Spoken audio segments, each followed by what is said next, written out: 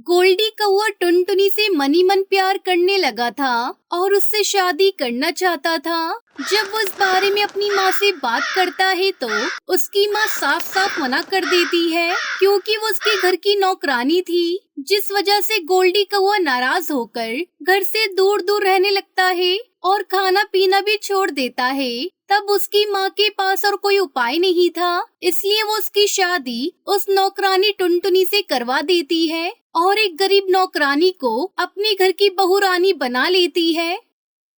रानू चिड़िया अपनी बेटी टुनटुनी चिड़िया के साथ रहती थी। टुनटुनी के पिता की मौत उसके बचपन में ही हो गई थी। तब से रानू चिड़िया अपनी बेटी टुनटुनी से बहुत प्यार करती थी और अपने घर का खर्चा चलाने के लिए वो सुंदरी कौवी के घर में काम करती थी, क्योंकि सुंदरी कौवी बहुत अमीर थी। सुंदरी कौवी का एक बेटा भी था जिसका नाम गोल्डी था, जो कि विदेश में एक सेठ के यहाँ नौकरी करता था। वही टुनटुनी चिड़िया की एक सहेली भी थी, लाडो चिड़िया। वो दोनों बहुत अच्छी सहेलियां थी और आपस में खूब हंसी मजाक भी करती थी। एक दिन सुंदरी कौवी अपनी नौकरानी रानू चिड़िया से कहती है, अरे रानो, मेरा बेटा गोल्डी 2-3 दिन बाद विदेश से घर वापस आ रहा है, तो तू ऐसा करना, कुछ दिन थोड़ा जल्दी आकर घर की अच्छे से साफ सफाई कर देना, क्योंकि मेरे बेटे को गंदगी जरा भी पसंद नहीं है। मालिकिन, वो क्या है ना, मैं कुछ दिनों के लिए अपने मायके जा रही हूँ। अगर आप कहें तो मैं अपनी बेटी टुनटुनी को भेज दूँ। ठीक है, तू अपनी बेटी को ही भेज देना। वैसे भी इस उम्र में मुझसे काम नहीं होता। अगर तेरी बेटी रहेगी तो साथ में काम कर लेगी।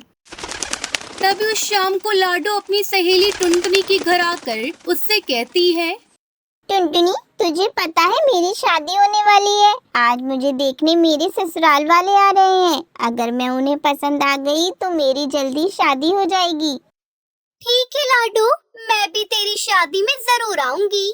फिर लाडो वहाँ से चली जाती है। कुछ दिनों बाद लाडो की शादी हो जाती है और वो विदा होकर अपने ससुराल चली जाती है। इस तरह कुछ दिन बीत जाते हैं। एक दिन टुनटुनी को पता चलता है कि लाडो अपने मायके वापस आई है, तो वो अपनी माँ से कहती है, माँ, मैं अपनी सहेली लाडो से मिलने उसके घर जा रही हूँ। आज वो बहुत दिनों बाद अपनी मायके आई है। हम दोनों सहेलियाँ खूब बातें करेंगे। अगर मुझे घर आने में थोड़ी देर भी हो जाए तो आप चिंता ना करना। अच्छा है टुनटुनी, तू जा, मैं नहीं चिंता करूँगी। फिर टुनटुनी अपनी सहेली लाडो से मिलने उसके घर जाती है। अरे लाडो, ओ लाडो, कहाँ है तू? देख, मैं तुझसे मिलने तेरे घर आई हूँ। मैं यहाँ कमरे में हूँ टुनटुनी, तू यहीं आ जा। फिर टुनटुनी लाडो के कमरे में जाती है। और बताओ लाडो, तू तो कितनी बदल गई है और ससुराल जाकर तू तो अपनी मायके को भूल ही गई। तभी टुनटुनी की नजर लाडो चिड़िया के जख्मों पर जाती है। अरे लाडो, ये क्या हुआ तुझे? ये तेरे पंखों पर चोट कैसे लगी? तेरी तबीयत तो ठीक है ना? टुनटुनी की ये बातें सुनकर लाडो फूट फूट कर रोते हुए कहती है, क्या बताऊं टुनटुनी, ये सारे जख्म मेरी सास और मेरे पति ने दिए हैं। वो दिन रात मुझसे काम करवाते हैं और जरा सी देर हो जाने पर मुझे डंडों से पीटने लगते हैं। तेरे ससुराल वाले तो बहुत जालिम है लाडो, तू उनसे कुछ कहती क्यों नहीं है? क्या कहूँ मैं उनसे? अपनी माँ से कहा तो माँ कहने लगी कि ससुराल वाले ऐसे ही होते हैं और बहुत कुछ सहना पड़ता है ससुराल में। लाडो का ये हाल देखकर टुनटुनी डर जाती है और वो दुखी मन से अपने घर लौट आती है। उसे दुखी देखकर उसकी माँ रानू चिड़िया उससे कहती है, क्या हुआ टुनटुनी बेटा, तू तो अपनी सहेली से मिलने गई थी ना, तो तू इतनी दुखी क्यों है? माँ, आपको पता है लाडो के ससुराल वालों ने लाडो की क्या हालत बना दी है? उसके पूरे शरीर पर जख्मों के निशान हैं और उसके ससुराल वालों ने उसके साथ बहुत बुरा बर्ताव किया है। माँ, मैं कभी ससुराल नहीं जाऊंगी।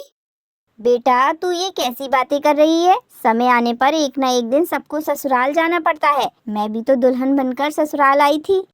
लेकिन माँ, मुझे शादी करके ससुराल नहीं जाना। मैं आपके साथ ही रहूंगी।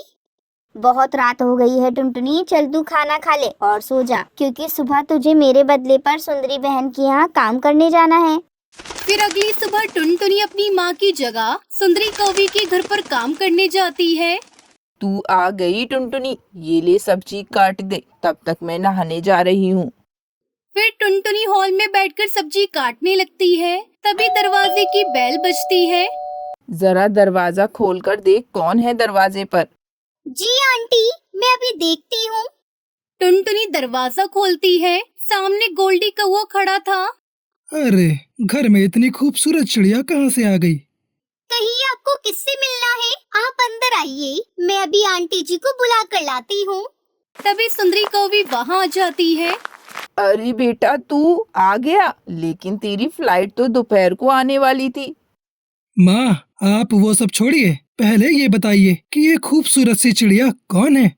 बेटा, ये टुनटुनी है, वो अपने यहाँ काम करने वाली बाई आती है ना, उसी की बेटी है। टुनटुनी, जा जाकर मेरे बेटे के लिए पानी लेकर आओ और फिर खाना बनाने में जुट जा।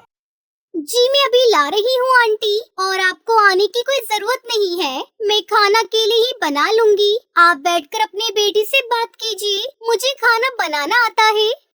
फिर टुनटुनी चिड़िया किचन में आती है और सारा खाना अकेली बनाकर तैयार कर लेती है। जब गोल्डी भोजन खाता है तो कहता है, माँ, ये भोजन तो बहुत स्वादिष्ट है, मन करता है भोजन बनाने वाली का हाथ चूम लूं। ये सब सुनकर टुनटुनी शर्मा जाती है। सच में टुनटुनी, तूने बहुत ही स्वादिष्ट भोजन बनाया है। ऐसा भोजन तो तेरी माँ भी नहीं बनाती थी। इस तरह एक सप्ताह गुजर जाता है और गोल्डी मनी मन टुनटुनी को पसंद करने लगता है, लेकिन उसने ये बात अभी तक टुनटुनी को नहीं बताई थी। इसी बीच रानो चिड़िया काम पर वापस लौट आती है और टुनटुनी काम पर आना बंद कर देती है। टुनटुनी के न आने से गोल्डी कौवा बहुत बेचैन होता है और एक दिन वो अपनी माँ को अपने दिल की बात बताता है। ये तू क्या कह रहा है गोल्डी? तू एक नौकरानी को अपने घर की बहू बनाना चाहता है? हरगिज नहीं, मैं एक नौकरानी को अपने घर की बहू नहीं बना सकती। तो ठीक है माँ, अगर आपने मेरी शादी टुनटुनी से नहीं कराई तो मैं जिंदगी भर कुंवारा रहूंगा। अब सुंदरी कौवी के पास अपने बेटे की बात मानने के सिवाय और कोई उपाय नहीं था, इसलिए वो पंडित को अपने घर बुलाती है और अपने बेटे का रिश्ता लेकर रानो चिड़िया के घर भेजती है। जब टुनटुनी को उसकी शादी के बारे में पता चलता है तो वो अपनी माँ से कहती है, माँ, क्या मैं आप पर बोझ बन रही हूँ जो आप मेरी शादी करके मुझे ससुराल भेजना चाहती हो? माँ, ससुराल में मरने से तो अच्छा है आप मेरा गला घोटकर मुझे मार दो। टुनटुनी, ये तू कैसी बहकी बहकी बातें कर रही है? हर ससुराल लाडो के ससुराल जैसा नहीं होता, तू तो बेकार में ही डर रही है। रानो के लाख समझाने पर भी टुनटुनी शादी के लिए तैयार नहीं होती। तब टुनटुनी को होने वाला पति गोल्डी और उसकी सास उसके घर आते हैं। तब वो टुनटुनी को समझाती है, बेटा, मेरी कोई बेटी नहीं है, इसलिए मैं तुझे अपनी बहू नहीं बल्कि बेटी बनाकर रखूंगी और तुझे इतना प्यार दूंगी कि तू अपना मायका भी भूल जाएगी। और मैंने अपने बेटे को ऐसे संस्कार दिए हैं कि वो तुमसे कभी ऊंची आवाज में बात तक नहीं करेगा। हाँ। अपनी सास की ये बातें सुनकर टुनटुनी के मन से अपने ससुराल और सास के प्रति मन का डर निकल जाता है और वो शादी के लिए तैयार हो जाती है। फिर उसके बाद गोल्डी और टुनटुनी की शादी होती है। तो दोस्तों, ये थी आज की कहानी। और हाँ दोस्तों, इस कहानी से हमें सीख मिलती है कि हमें हर किसी को छोटा बड़ा नहीं समझना चाहिए। और हाँ दोस्तों, आज का सवाल ये है कि टुनटुनी शादी करने के लिए क्यों मना कर रही थी? अगर आपको पता है तो कमेंट बॉक्स में लिखकर जरूर बताएं। और अगर आप हमारे चैनल पर नए आए हैं तो चैनल को सब्सक्राइब कर दो और हमारी वीडियो को लाइक कर दो। और हाँ, घंटी बजाना ना भूलना ताकि नई वीडियो आपकी फोन की स्क्रीन पर हो। मिलती हूँ मैं आपको अगली वीडियो में, तब तक के लिए धन्यवाद।